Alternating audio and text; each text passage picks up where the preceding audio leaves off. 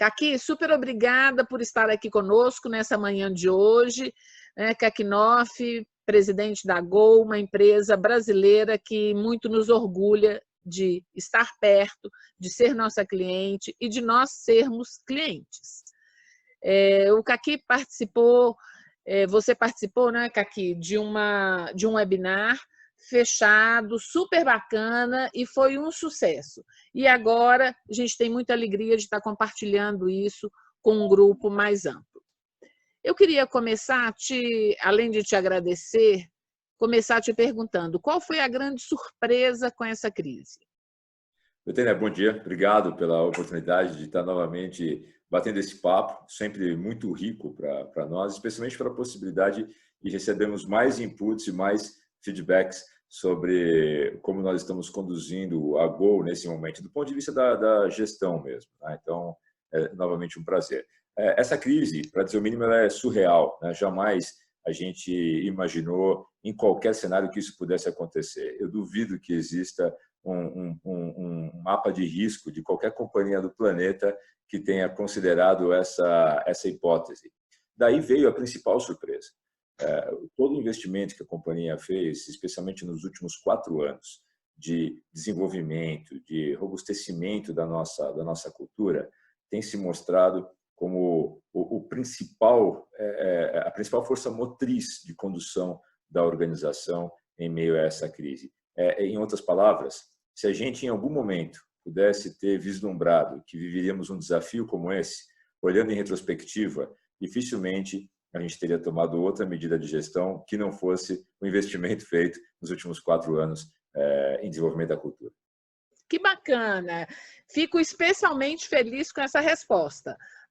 Conforme você sabe, os nossos e as pessoas que estão participando e ouvindo essa nossa conversa sabem, o nosso foco na BTA é saúde organizacional. Então, vamos falar um pouquinho desse desenvolvimento da cultura, Caqui. Nesse processo da cultura e que culmina em hoje você fazer essa conclusão, qual foi o grande desafio que você, como CEO, teve ao longo dessa jornada? Betânia, acredite, na minha resposta anterior, não estava embutida nenhuma gentileza gratuita, né? Especialmente quando a gente fala da BTA.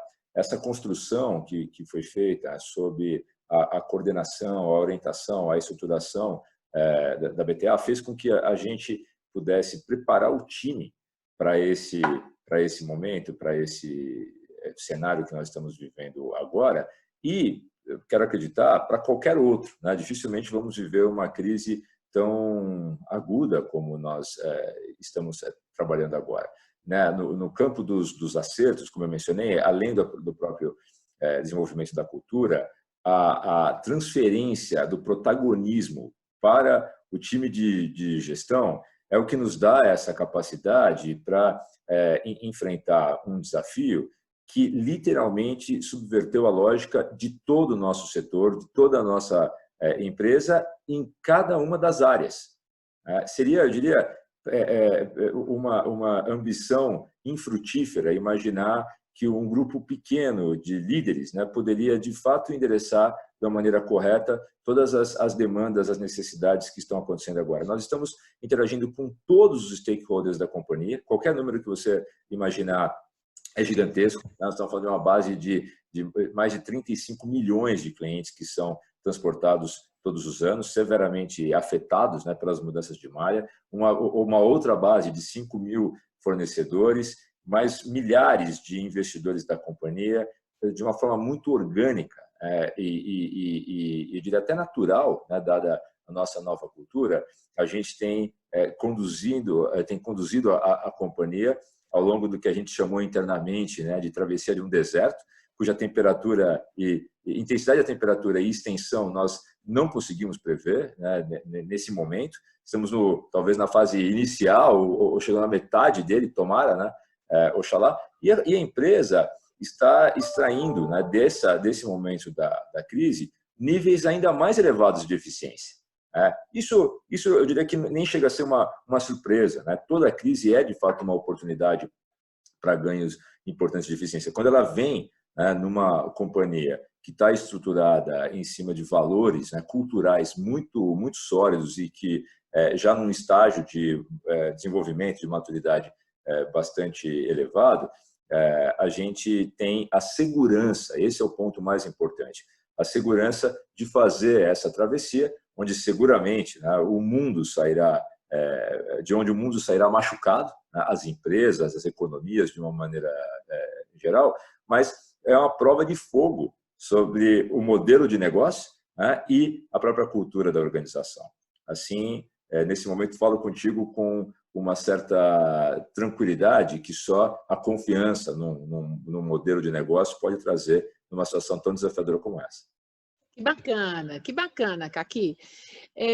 Eu queria agora te fazer uma pergunta que é o seguinte: considerando esse desafio do negócio, que é absolutamente tremendo nesse setor que você está, absolutamente tremendo, quais as alavancas, além da cultura, que você utilizou?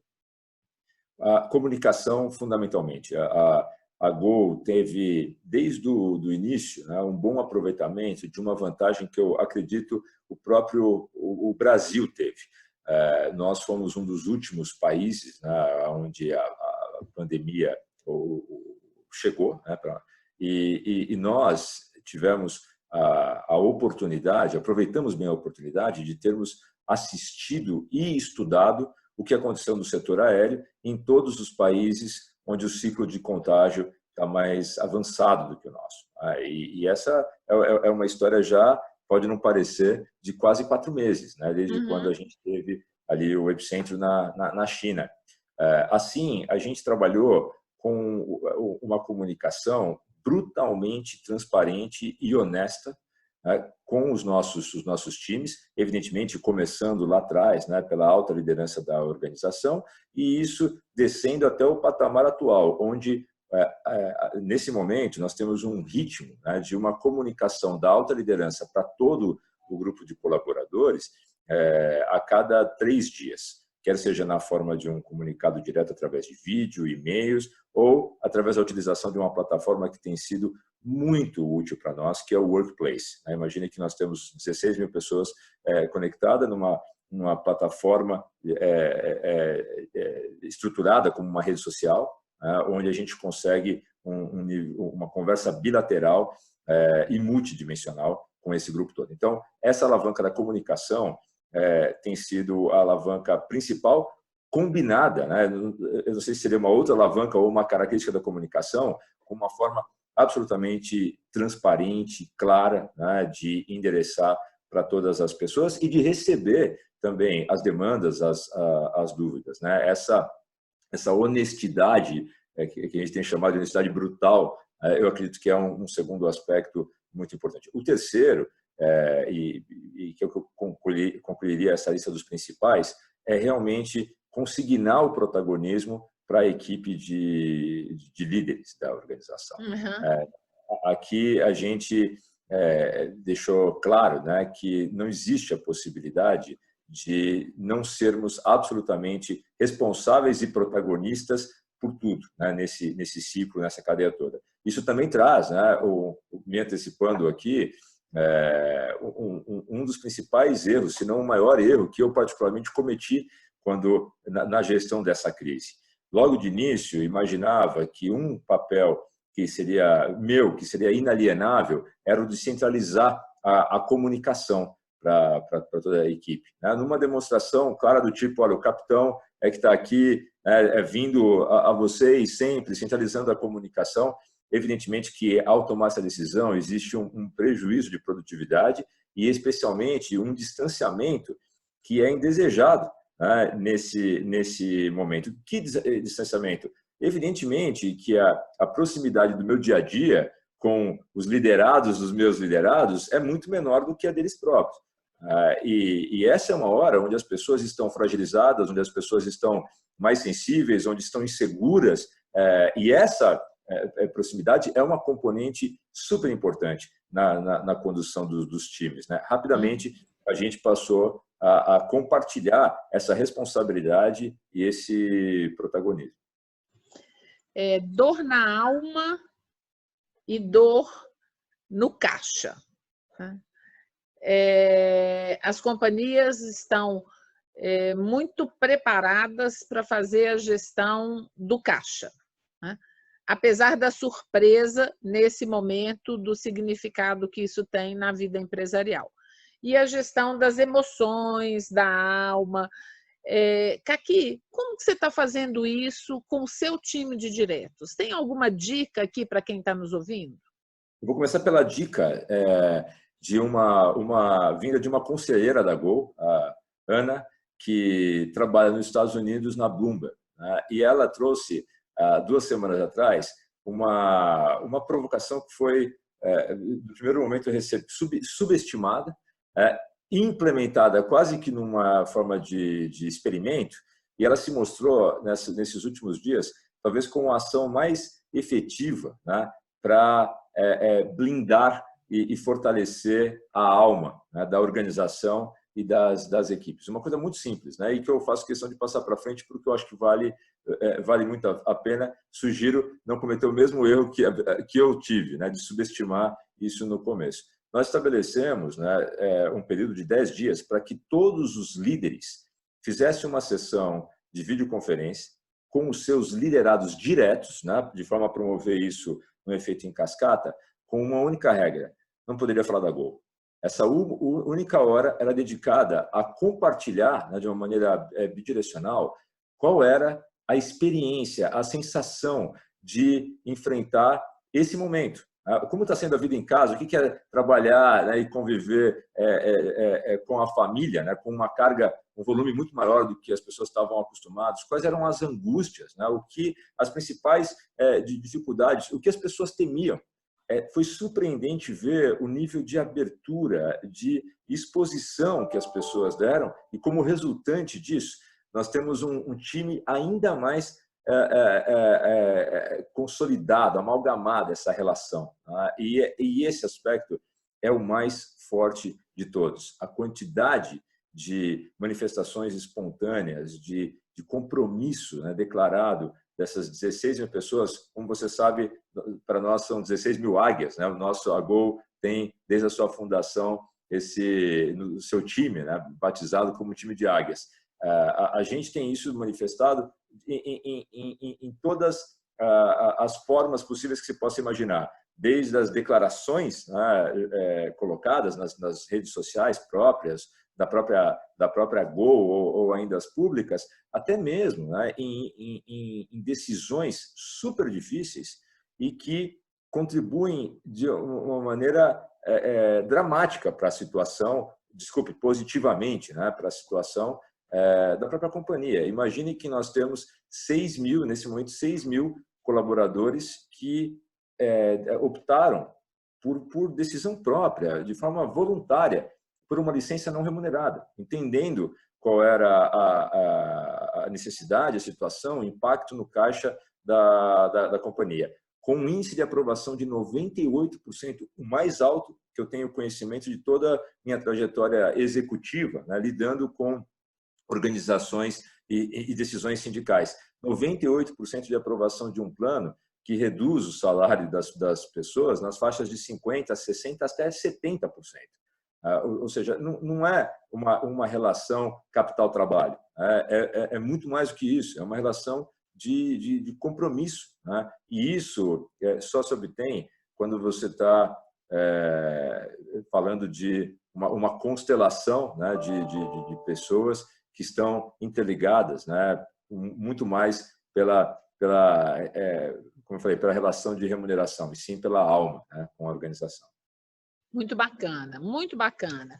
E dessa forma, você, de uma maneira muito clara e muito evidente, pratica o conceito que a gente tem falado ao longo do tempo, né, Kaki?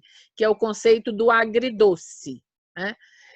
Com medidas de eficiência muito relevantes, porque, afinal de contas, o negócio teve uma mudança dramática no caso da Gol, e o doce no sentido de cuidar das pessoas, de acolher, porque é um momento de muito medo e de muita incerteza, não tem dúvida disso. né? Dá um flash de 10 segundos do que era o negócio Gol em termos de números de voos e do que é hoje o negócio Gol em termos de números de voos e custos, grandes números.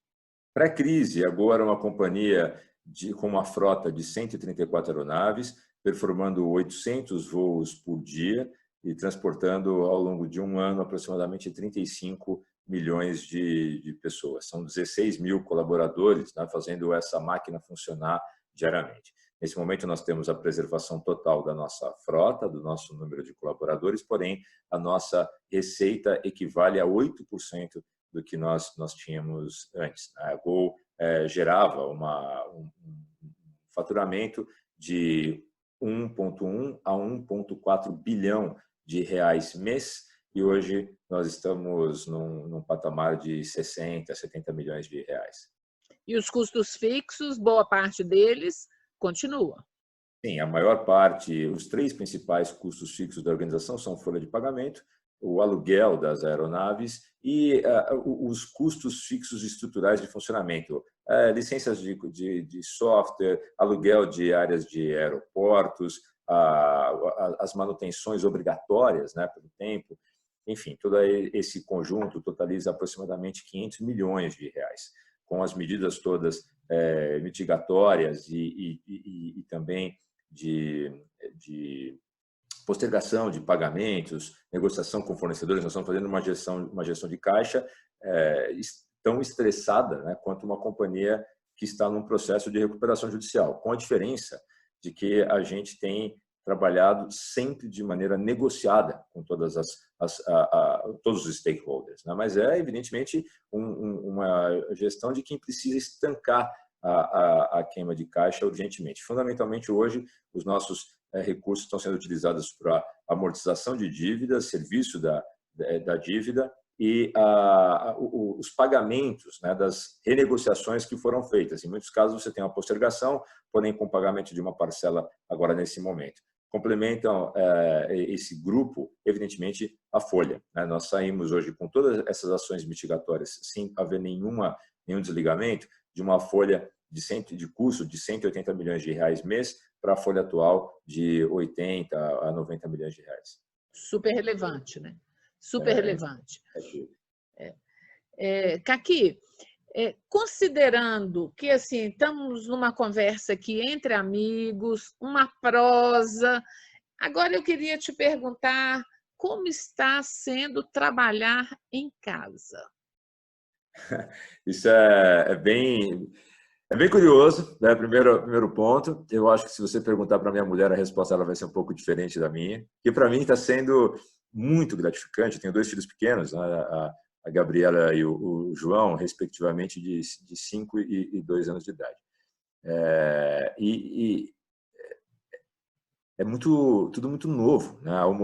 Poder almoçar com eles todos os dias, ter a chance, né, dos horários, né, serem completamente flexibilizados. A gente já em alguns desses dias às 5 da tarde estava brincando com eles no quintal e às 10h30 da noite iniciando uma videoconferência, né? Eu acredito que para mim e para muita gente isso tenha sido a principal fonte de energia, de estamina, né, para viver esse momento, porque ele um momento sui generis na história da humanidade. A gente vive agora, né, um misto de ação com reflexão.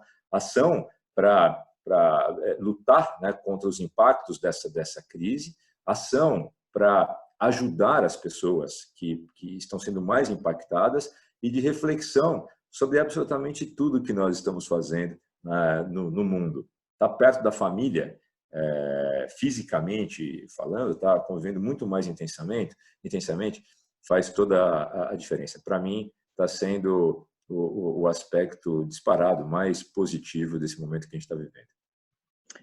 A vida por um fio, né, Caqui?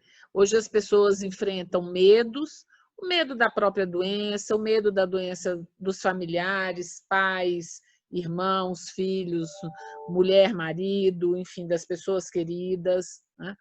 O medo de alguns e não poucos, do desemprego, da falta de renda, é a incerteza que nós vivemos. E talvez a incerteza maior seja qual que é a duração desta crise. Nesse ambiente, eu queria te pedir uma última mensagem para quem está nos ouvindo. Eu vou dar a minha mensagem compartilhando uma perspectiva muito pessoal. É uma crise muito difícil, a gente não sabe, absolutamente ninguém sabe o que é o day after, né? O que vai acontecer nesse pós-crise. Todos nós estamos sendo inundados, né, de projeções, prognósticos, ideias, news e fake news, todo esse volume, simplesmente pela quantidade e pelo espectro, né, de linhas diferentes.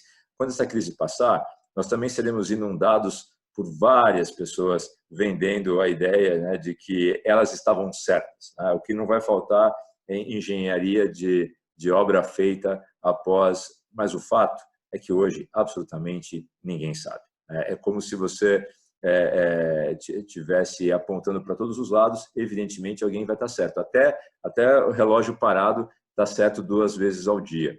Então, olhando para isso, eu tenho procurado me focar, isso eu gostaria de compartilhar, com o principal produto positivo dessa crise, o qual eu tenho muita confiança de que irá acontecer. Não acho que necessariamente vamos evoluir para um mundo consertado nas fissuras, né, tão profundas que existem nas relações humanas, nas relações sociais de uma maneira geral. Mas tenho absoluta convicção que teremos, sim, um número muito maior de pessoas que, após essa experiência, após essa reflexão, vai encarar o mundo, a vida e as relações humanas de uma maneira diferente, e ela será bem melhor. Isso, para mim, me motiva, né? Absolutamente me motiva. Eu acho que a gente vai ter como legado dessa crise, do ponto de vista da humanidade, muito mais gente pensando nas coisas da forma certa. Pelo menos essa é a minha expectativa, essa era a mensagem que eu gostaria de compartilhar. E é muito bacana a gente terminar com essa mensagem de esperança, né? Que você, um líder bacanérrimo, excepcional, que a gente tem uma alegria enorme de conhecer de perto, né? E que é um orgulho para o Brasil ter uma liderança como você. Que essa mensagem de esperança inunde e invada a alma de todos que nos ouvem. Muito obrigada, Caqui. Obrigado a você pela essa enorme generosidade e pelo carinho de sempre, tá? Um beijão para você. Beijo, obrigada.